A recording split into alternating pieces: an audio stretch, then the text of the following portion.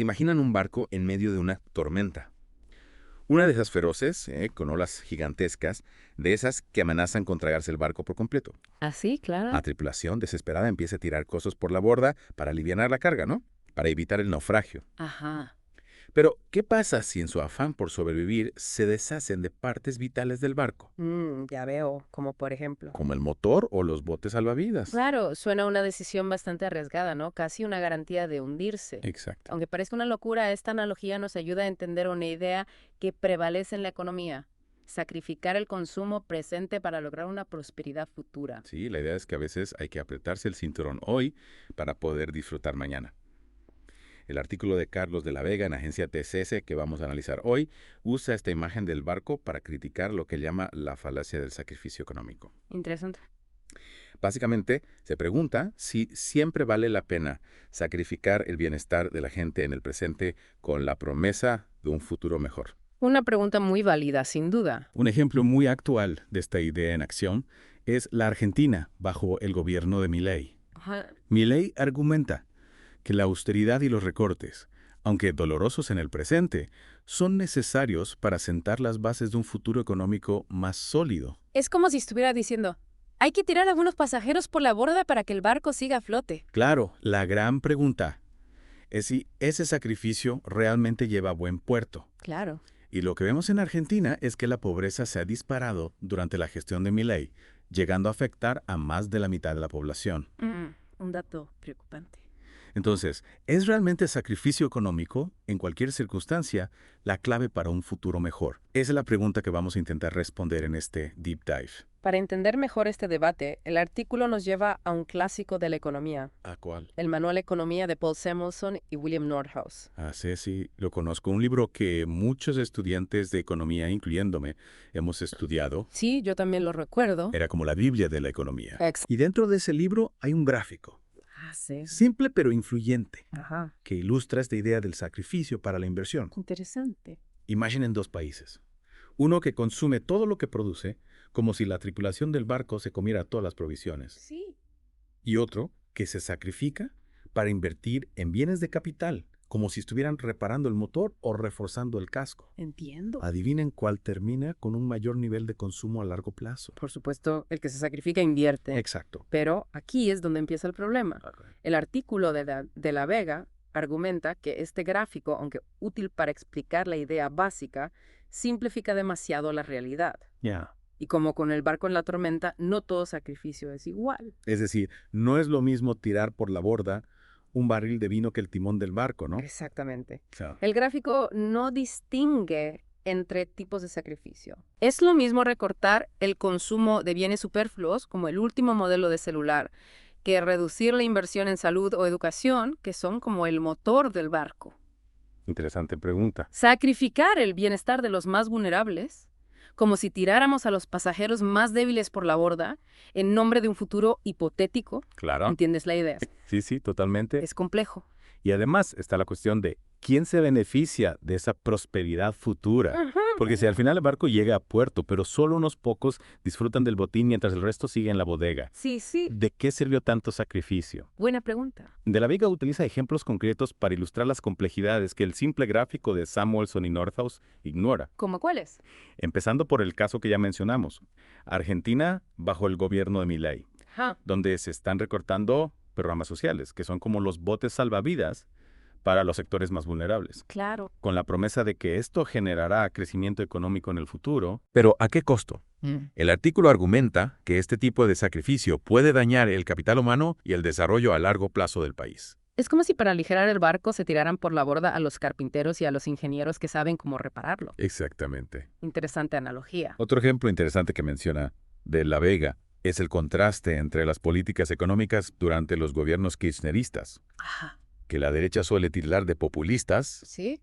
y las de gobiernos como el de Macri o el propio Milei, que se autodenominan responsables. Entiendo. Es decir, los primeros serían como una tripulación que gasta mucho en comida y fiestas, mientras que los segundos serían más austeros y disciplinados. Sí, esa es la imagen que intentan vender. Claro. Pero, paradójicamente, los datos muestran que la inversión fue mayor durante los gobiernos kirchneristas que en los de sus sucesores. ¿En serio? Sí, es como si la tripulación gastadora hubiera invertido más en reparar el barco que la tripulación ahorradora. ¿Qué nos dice esto sobre la supuesta relación entre sacrificio e inversión? Parece que las cosas no son tan simples como las pintan algunos economistas. Exacto. Y si buscamos un contraejemplo, la modelo neoliberal, el artículo nos lleva a China, un país que ha experimentado un desarrollo económico sin precedentes, gracias a una fuerte intervención del Estado. Es como si China hubiera construido un barco gigante con la ayuda del gobierno, mientras que otros países se aferran a la idea de que cada marinero debe construir su propio bote. Claro. Y aquí es donde entra en juego la crítica de Milton Friedman, otro gigante de la economía, al uso de supuestos descriptivamente falsos en los modelos económicos. Friedman, un defensor del libre mercado, admitía que los modelos simplificados como el gráfico de Samuelson y Nordhaus pueden ser útiles para enseñar conceptos básicos. Claro, como una maqueta de barco puede servir para entender las partes básicas de una embarcación real. Exacto. Sí. Pero Friedman también advertía sobre el peligro de confundir estos modelos con la realidad y aplicarlos ciegamente a situaciones complejas. Es como si un capitán intentara navegar en un mar tormentoso usando solo una maqueta de barco como guía. Exactamente. Y aquí es donde volvemos al caso de Argentina. El artículo usa el fracaso de las políticas neoliberales durante la década de 1990, bajo el gobierno de Menem y con Caballo como ministro de Economía, como una advertencia. Ya veo. Las privatizaciones, la desregulación, la apertura indiscriminada al mercado internacional. Todo esto prometía un futuro brillante. Ajá. Como os bien dicho, si tiramos todo el peso muerto por la borda, este barco volará. Sí. Y el resultado fue una crisis económica devastadora. Como si el barco, en lugar de volar, se hubiera hundido aún más rápido. Exactamente. De la Vega argumenta que no hay evidencia histórica de que una sociedad haya prosperado bajo políticas puramente neoliberales. Interesante. Al contrario, países como China, con su enfoque intervencionista, han demostrado que hay otros caminos hacia el desarrollo. Es como si hubieran demostrado que se puede navegar con éxito utilizando un mapa real del mar en lugar de aferrarse a una maqueta de barco. Y volviendo a la idea del sacrificio, el artículo critica la tendencia neoclásica a considerar los salarios como un costo, mientras que las ganancias del capital se consideran intocables. Es como si en un barco se considerara a los marineros como un gasto, mientras que los dueños del barco se enriquecen con el viaje. Es decir, se exige sacrificio a los trabajadores mientras se protege la riqueza de la élite. Y Milei, con su política de reducción de impuestos a los más ricos, es un claro ejemplo de esta doble moral. Es como si el capitán del barco dijera, para que el barco no se hunda, todos tienen que remar más fuerte. Excepto yo, por supuesto. Lo que nos lleva a una pregunta crucial. ¿Por qué una teoría con tantas deficiencias como la economía neoclásica sigue dominando el discurso económico? ¿Por qué tantos capitanes siguen aferrados a la maqueta de barco, a pesar de que los ha llevado al desastre una y otra vez? Buena pregunta. De la Vega apunta a la influencia de poderosos intereses que se benefician de este modelo. Claro, los dueños del barco, por así decirlo, que prefieren un modelo que les permita seguir acumulando riquezas a costa del sacrificio de los demás. Exacto. Y también al problema de la falta de diversidad intelectual en la enseñanza de la economía.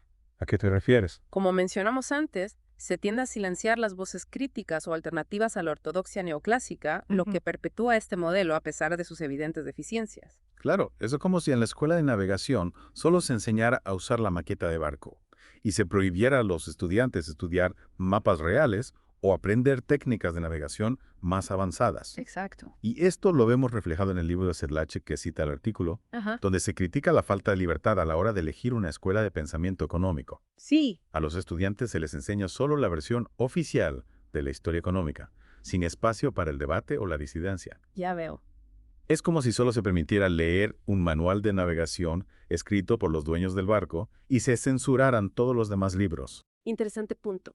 Y lo más preocupante es que estas ideas de sacrificio económico no se limitan al ámbito académico, a los libros de texto o a los debates entre economistas. Claro, como vemos en el caso de Argentina con Milei, estas ideas se traducen en políticas concretas que tienen consecuencias muy reales en la vida de la gente. No se trata solo de teorías abstractas, sino de decisiones que afectan el día a día de las personas para bien o para mal. Exactamente. Volviendo al artículo de la Vega, él hace una comparación interesante con la teología cristiana. Menciona la idea del camino de la cruz que, según la doctrina cristiana, conduce a la redención. Una especie de sacrificio que lleva a una nueva vida libre de los males del pasado, como si después de una larga travesía llena de privaciones, el barco finalmente llegara a una tierra prometida. Exacto. Y de la Vega sugiere que la economía neoclásica, especialmente en su versión neoliberal, ha adoptado una versión distorsionada de esta idea. Una especie de vía crucis económica donde el sacrificio presente se idealiza como el camino hacia la salvación futura, como si dijeran: sufran ahora, apriétense el cinturón y en el futuro serán recompensados con una economía próspera. Pero como bien señala el artículo, este sacrificio no se le exige a todos por igual. No todos los pasajeros del barco están obligados a tirar sus pertenencias por la borda. De hecho, pareciera que los que más tienen que sacrificarse son los que menos tienen. Los trabajadores, las clases populares, los más vulnerables, son ellos los que siempre terminan tirando sus cosas por la borda, mientras que los que están en los camarotes de lujo siguen disfrutando del viaje. Es como si el capitán dijera: para que el barco no se hunda, todos los pasajeros de tercera clase tienen que saltar al mar. Exacto. Y esto nos lleva a otra pregunta crucial. ¿Quién invierte realmente en la economía? Porque si se trata de sacrificios, uno esperaría que los que más invierten sean los que más sacrifican. Sería lógico pensar que los dueños del barco son los que más invierten en su mantenimiento y en mejorar sus condiciones. Pero la realidad, al menos en Argentina, parece ser otra. El artículo presenta datos que muestran que la inversión fue mayor durante los gobiernos kirchneristas, a pesar de las críticas de la derecha que los acusaba de populistas y derrochadores. Es como si la tripulación que organizaba fiestas y repartía comida gratis hubiera invertido más en el barco que la tripulación que obligaba a todos a ayunar. Mientras que durante los gobiernos de derecha como el de Macri o el actual de Milei, que se presentan como los defensores de la responsabilidad fiscal y la austeridad, la inversión ha caído. Es como si hubieran dejado de invertir en el mantenimiento del barco con la excusa de que hay que ahorrar dinero. Lo cual nos lleva a concluir que la narrativa neoliberal, que asocia el sacrificio con la inversión en la prosperidad, simplemente no se sostienen, no hay una relación directa entre sufrir ahora y vivir mejor en el futuro. De hecho, podría decirse que es al revés. Si se invierte en el bienestar de la gente, en educación, en salud, en infraestructura, es más probable que la economía crezca y que todos se beneficien. Es como si en lugar de tirar cosas por la borda se invirtiera en mejorar el barco, en hacerlo más grande, más eficiente, más seguro. Y esto nos deja con una pregunta aún más inquietante. Si la teoría neoclásica tiene tantas fallas, ¿por qué sigue siendo tan influyente? ¿Por qué tantos gobiernos siguen aplicando recetas que han demostrado ser ineficaces, injustas y a veces hasta destructivas? El artículo de la Vega apunta a dos factores principales. En primer lugar, la influencia de los grandes intereses económicos que se benefician de este modelo. Son los dueños del barco, los que están en los camarotes de lujo, los que tienen el poder de decidir el rumbo de la economía. Y a ellos les conviene un modelo que les permita seguir acumulando riquezas, aunque sea a costa del sacrificio de los demás. Claro, ellos son los que menos sufren las consecuencias de las crisis económicas. Si el barco se hunde, ellos tienen sus botes salvavidas privados. Exactamente. Y el segundo factor que menciona de la Vega es la falta de diversidad intelectual en la enseñanza de la economía. Como dijimos antes, se tiende a silenciar las voces críticas o alternativas a la ortodoxia neoclásica, lo que perpetúa este modelo a pesar de sus evidentes deficiencias. Es como si los dueños del barco controlaran la escuela de navegación y se aseguraran de que solo se enseñen las ideas que les convienen. Es decir, se adoctrina a los estudiantes en la idea de que no hay alternativa al modelo neoliberal, que el sacrificio es inevitable y que los que están arriba siempre tienen la razón. Y ahí está el gran problema, porque si solo se escucha una versión de la historia, si solo se enseña una forma de pensar, es muy difícil imaginar alternativas, buscar soluciones diferentes, construir un modelo económico más justo y equitativo. Es como si nos dijeran que la única forma de llegar a América es navegando hacia el oeste y que cualquiera que sugiera otra ruta es un hereje. Pero resulta que hay otras formas de llegar. Incluso se puede llegar por tierra si se tiene la suficiente determinación. Lo mismo ocurre con la economía. Hay muchos caminos posibles, no solo el que nos han enseñado. Y volviendo a la analogía del barco, quizás lo que necesitamos no es tirar cosas por la borda, sino redistribuir el peso, asegurarnos de que todos remen en la misma dirección y que nadie se quede a la deriva. En lugar de sacrificar a los más débiles, deberíamos buscar la forma de que todos contribuyan al viaje y que todos compartan los beneficios de llegar a buen puerto. Es decir, no se trata de eliminar el sacrificio por completo, sino de que sea un sacrificio compartido consciente y que realmente conduzca a un futuro mejor para todos. No sacrificio impuesto desde arriba que solo beneficia a unos pocos. Esa es una excelente imagen para terminar, porque al final de eso se trata de construir una economía que funcione para todos, no solo para unos pocos. Una economía donde el sacrificio, si es necesario, sea compartido de manera justa y conduzca a un futuro realmente mejor para todos. Exactamente. Y creo que el artículo de la Vega nos deja con una pregunta fundamental. ¿Qué tipo de economía queremos construir? Una basada en la competencia despiadada y el sacrificio individual donde cada uno rema por su cuenta y solo sobreviven los más fuertes, o una basada en la solidaridad, la cooperación y el bienestar colectivo donde todos remamos juntos hacia un destino común. Esa es una pregunta que cada uno de nosotros debe responder, y la respuesta que demos tendrá un impacto profundo en el futuro de nuestra sociedad, porque la economía no es algo abstracto, no es solo un conjunto de números y teorías. La economía es la forma en que organizamos nuestra vida en común, la forma en que producimos y distribuimos los bienes y servicios que necesitamos para vivir. Y de la forma en que organizamos la economía dependerá en gran medida la calidad de vida de las personas. La justicia social, la sostenibilidad ambiental, la paz y la estabilidad. Y para cerrar, me gustaría destacar una frase del artículo que me pareció particularmente potente. Las malezas del pensamiento económico dominante tarde o temprano resurgirán vigorosas para intentar una vez más apoderarse del fruto del esfuerzo humano a fin de transformarlo en un falaz sacrificio en tributo a un falso dios de la prosperidad.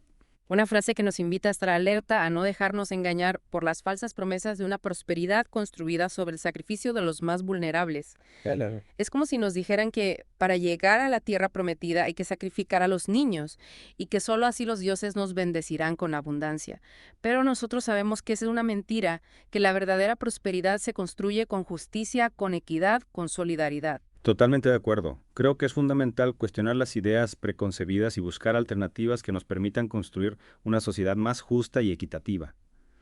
No conformarnos con el modelo económico actual que solo beneficia a unos pocos, sino buscar nuevas formas de organizar la producción, la distribución y el consumo, de forma que todos podamos vivir dignamente y desarrollar nuestro potencial. En definitiva, ser los capitanes de nuestro propio destino y no dejar que el barco de nuestra economía se hunda por seguir ciegamente a quienes solo buscan su propio beneficio. Exacto. Tomar el timón, estudiar el mapa, escuchar a la tripulación y navegar hacia un futuro mejor para todos. Gracias por escuchar Geopolítica, un podcast de Enrique Ureli. No olvides compartirlo y apoyar nuestro trabajo. Hasta la próxima.